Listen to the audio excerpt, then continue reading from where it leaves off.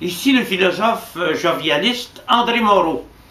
Encore une fois, je viens vous entretenir d'un thème propice à la réflexion. Et mon but n'est nul autre que de pouvoir citer mes propres principes, mais aussi d'en expliquer la cohérence par des comparaisons avec d'autres systèmes de pensée. Alors, le jovialisme est un système philosophique moniste. Qu'est-ce que ça veut dire? C'est-à-dire que l'individu qui assume son être n'est séparé de rien. C'est un système immanentiste. Qu'est-ce que ça veut dire? Il n'y a pas un Dieu transcendant. L'absolu est immanent au relatif.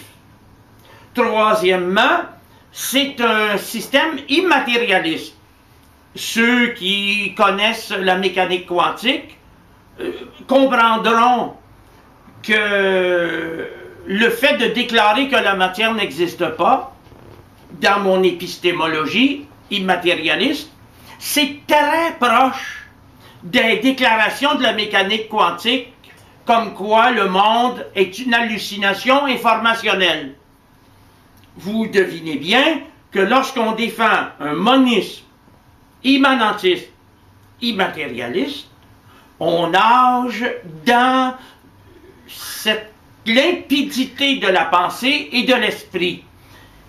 Comme l'individu conscient n'est séparé de rien par son être, par définition, il est aussi bien toute chose que lui-même. Il est aussi bien la réalité que sa propre pensée.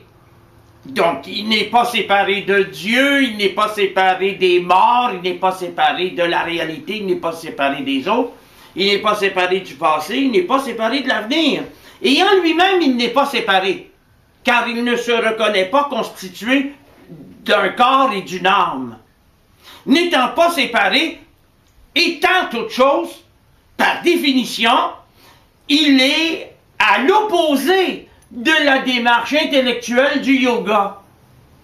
Car le yoga, quand on le comprend bien, demeure une ascèse purificatrice, soucieuse d'amener l'individu à faire le vide, en essayant de calmer son mental.